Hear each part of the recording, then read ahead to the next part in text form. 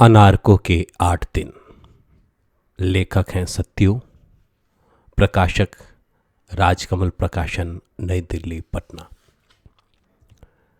अनारकों का चौथा दिन। आज अनारको सुबह सो के उठी तो हाँफ रही थी। रात सपने में बहुत बारिश हुई। अनारको ने याद किया और उसे लगा आज के सपने में जितनी बारिश हुई उतनी तो पहले के सपनों में कभी नहीं हुई। कभी नहीं। जम के बारिश हुई थी आज के सपने में, और जम के उसमें भीगी थी अनारको। खूब उछली थी, कूदी थी, चारों तरफ पानी छिटकाया था और खूब खूब भीगी थी। बारिश का पानी उसके सिर पे गिरता, फिर बालों से सिर सिर करता उसकी आंखों के ऊपर से, फिर गालों के किनारे से उसके मुंह के पास आ जाता और वह निचला होंठ जरा टेढ़ा करके पी जाती, सुड़ुक, और फिर दौड़ती भागती इधर से उधर और उधर से इधर। अनारको हाँफ रही थी। जब हाँफना थोड़ा कम हुआ तो अनारको की आंख लग गई और वह फिर से सपना देखने लगी। फिर भी थकी तो थी ही, सो उसे कुर्सी दिख गई सामने और वहीं लस्त पस्त हो गई। सपना ही है, सच तो नहीं, पर उससे क्या फर्क पड़ता है। तो अनारको ने उस सपने की कुर्सी में लस्त पस्त होकर चारों तरफ हाथ पैर फैलाए और बस वहीं सो गई। सोते सोते उसने एक और सपना देखा। यह सपने के अंदर का सपना था। सो अनारको अब बहुत गौर से देखने लगी। अचानक कुर्सी के दोनों बगल से लंबे लंबे पंख उगने लगे। लंबे लंबे सफेद पंख, कुछ नीलापन लिए, फिर धीरे धीरे कुर्सी के ऊपर उड़ने लगी। और कुर्सी में बैठे बैठे अनारको भी खूब हल्का हल्का लग रहा था उसे, जैसे सारे बदन में हल्का हल्का खून दौड़ रहा हो। अनारको ने आज पहली बार जाना कि सेमल की रुई होना क्या होता है।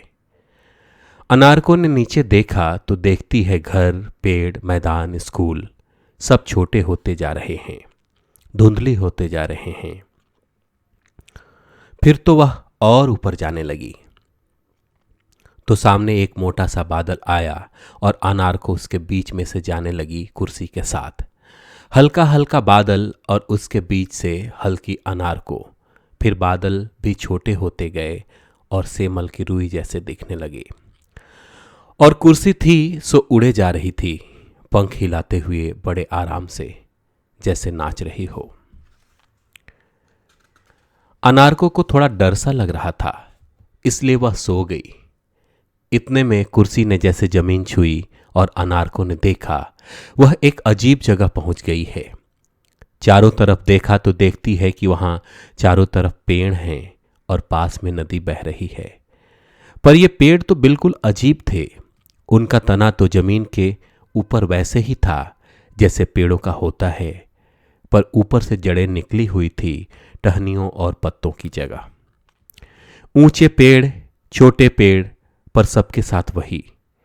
आसमान में उनकी जड़ें ऐसे दिखती जैसे जोर की हवा में उनके मोटे मोटे बाल उड़ रहे हों। अनारको ने सोचा, अच्छा इसके पत्ते कहाँ होंगे। सो वह नदी के पास गई और एक पेड़ के नीचे जाकर जमीन से कान लगाया। उसने साफ सुना नीचे से कोंपल फूटने की आवाज हो रही थी, रुक रुक कर। नजर उठाई तो क्या देखती है कि नदी का पानी नीचे से ऊपर की ओर बह रहा है। अनारको को सोचने ही लगी थी कि इतना पानी बहकर ऊपर कहाँ जाता होगा कि इतने में पानी में उसे अपनी परछाई दिख गई। उसने सोचा परछाई मुस्कुरा रही थी और खूब खुश दिख रही थी। सो अनारको खुश होने लगी और नदी किनारे पेड़ों के नीचे घोर घोर रानी इतना इतना पानी खेलने लगी। हल्की हल्की बारिश होने लगी थी, सो उसे खूब मजा आ रहा था। इतने में पास में कुछ हलचल हुई। पेड़ों के बीच में एक ऊपर से रोशनी गिरी और वहां रोशनी का एक गोल घेरा सा बन गया। गरम गरम सी रोशनी। फिर उस जगह एक छोटा सा बवंडर उठा और काफी सारी धूल उड़ी। ऐसा होते होते सब कुछ थम गया और वहां एक बूढ़ा आदमी सोता हुआ दिखा। ऐसी ही हरकत और भी जगह होने लगी थी आसपास। हर जगह हरकत थम जाती तो वहां दिखने लगते बूढ़े बूढ़े लोग। कहीं कोई बुढ़िया सोई हुई रहती। अनार को इतना सब बड़े अचंभे से देख रही थी कि इतने में उसके सामने एक गाड़ी जैसी कोई चीज आ गई। अनारको के देखते देखते गाड़ी का दरवाजा खुला और उसे लगा जैसे उसे गाड़ी के अंदर बुलाया जा रहा है। सो अनारको गाड़ी के अंदर जाकर बैठ गई। बैठकर अपनी टांगों को पसार ही रही थी कि गाड़ी चलने लगी। गाड़ी की खिड़की से बूढ़े लोग अब भी दिख रहे थे, जैसे गाड़ी के साथ साथ वो भी चल रहे हों या शायद उड़ रहे हों। अनारको ने बगल में देखा तो एक के बाद एक मील के पत्थर पार होते जा रहे थे। पर वे मील के पत्थर नहीं थे, क्योंकि उनके ऊपर साल लिखे थे। एक के ऊपर इतना इतना साल, फिर इसके बाद वाले पर इतना इतना साल, और ऐसे ही सब पर। अनारको को महसूस हुआ जैसे गाड़ी चलते चलते दूरी नहीं समय तय कर रही है। अनारको ने खिड़की से देखा तो देखती है कि बूढ़े लोग खूब झल्ला रहे हैं और एक दूसरे पर चिल्ला रहे हैं। कोई उधर कोने में उदास बैठा हुआ है, कोई हाथ पैर हिलाकर किसी दूसरे को डांट रहा है। कोई भी हंसता हुआ नहीं, खुश होता हुआ नहीं, रोता तक भी नहीं। बूढ़े लोग कमजोर थे, सो ज्यादा लड़ झगड़ नहीं पा रहे थे, थक जाते थे। अनारको ने मन ही मन सोचा, चलो अच्छा है, अगर इनमें ताकत होती फिर तो यह सत्यानाश ही कर डालते चारों तरफ। अनारको यही सोचते सोचते इतनी खुश हो रही थी कि सत्यानाश दिख गया। खुश होने की कोशिश में गाड़ी काफी आगे चली गई थी और अनारको ने खिड़की से बाहर देखा तो बूढ़े लोगों की जगह उनसे कम उम्र के लोग दिखने लगे। समझो कि पापा जैसे लोग। अम्मी रहती तो कहती, अन्नो ये अंकल लोग हैं, चलो नमस्ते करो। अंकल लोगों को नमस्ते करते करते अनारको की सारी जिंदगी गुजरी थी। सो वह खिड़की के बाहर जरा खींच कर ही देख रही थी। वैसे बाहर खींचने के लिए बहुत कुछ था, खींचने के लिए भी और पता नहीं किस किस के लिए। बाहर देखा तो सारे लोग ऐसे गंदे काम कर रहे थे कि मत पूछो। एक तरफ कुछ लोग दूसरों पर बम गिरा रहे थे और वहां से लगातार रोने की आवाज आ रही थी। इसके बावजूद कुछ लोग उन बमों को बना रहे थे। कुछ बमों को गिराने के लिए हवाई जहाज बना रहे थे। कुछ लोग ये बता रहे थे कि बम कैसे बनने चाहिए, और उधर कुछ लोग यह चिल्ला रहे थे कि बम क्यों बनने चाहिए। और सब बड़े बड़े अच्छे अच्छे दिख रहे थे। और उधर एक का चेहरा तो बंदर छाप मंजन के कैलेंडर पर बने वनवासी राम जैसा था। सब अच्छे अच्छे दिखते लोग, अच्छे अच्छे कपड़े पहने हुए। अनारको ने देखा जो ज्यादा अच्छे कपड़े पहनने होता था वह ज्यादा बदमाशी कर रहा था।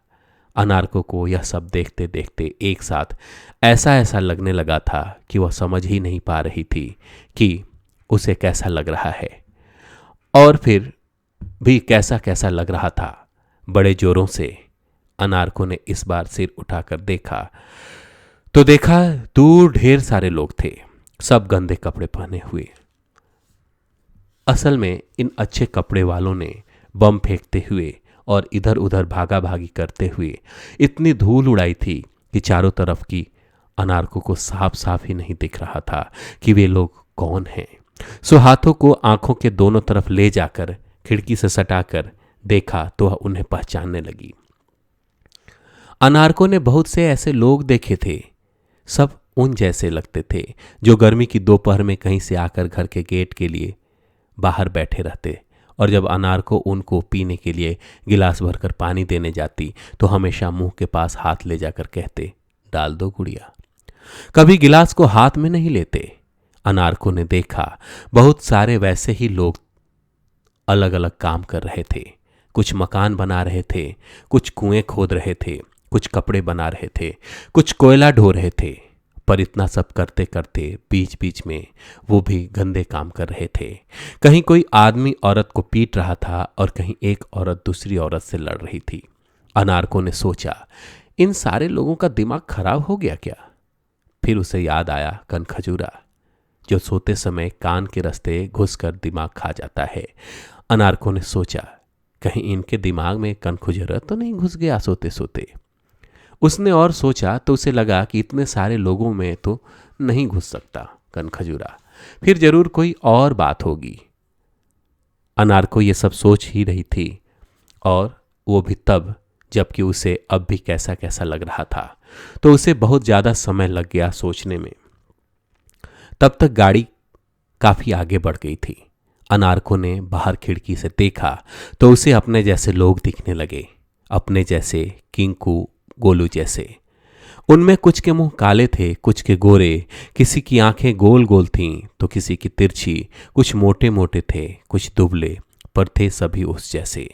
उसने देखा कुछ इधर उधर दौड़ रहे थे, कुछ ये देख रहे थे कि सामने आमने आती दो चींटियां कैसे टांग उठा के मिलती हैं, कुछ आम की कैरी तोड़ रहे थे और कुछ लेटे लेटे सपने देख रहे थे बड़े गौर से। अनारको ने अपने पेट पर हाथ रखा तो उसे लगा अब सांस लेना आसान हो रहा है। उधर कुछ लोग लड़ झगड़ भी रहे थे, पर वह कुछ ऐसा था कि बाल्टी भर के पानी रखा हो और एक दूसरे पर उंडेल दिया। पानी खत्म, झगड़ा खत्म। और ज्यादा गुस्सा हो तो एक दो बार पैर से दूसरे की तरफ पानी छिटका दो, बस। अब तो अनारको खिड़की से एकदम सट गई और बाहर देखने लगी। इतना सट गई कि कोई खिड़की से उधर देखे तो नाक बिल्कुल चपटी सी लगे।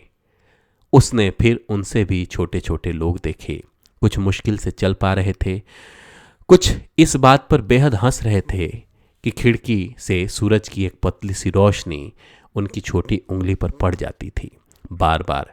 कुछ पेट के बल लेटे, हाथ पर सिर रखे सोच रहे थे।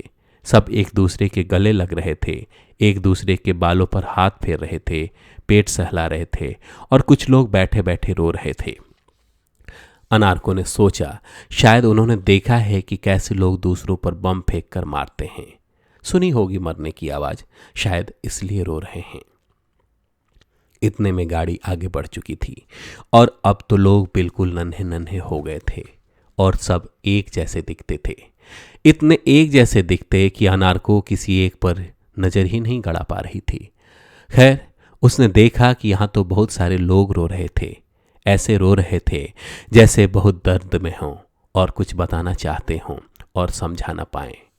अनारको को लगा जैसे वह उनका दर्द समझ पा रही है, थोड़ा थोड़ा।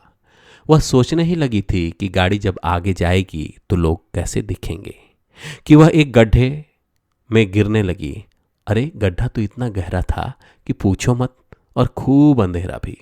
अनारको गिरती ही जा रही थी और उसे डर लगने लगा।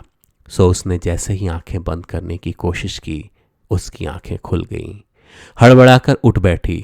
एक साथ अनारको को बहुत अजीब अजीब महसूस होने लगा। सो वह झटके से बिस्तर से उठी और सीधे नहाने चल दी।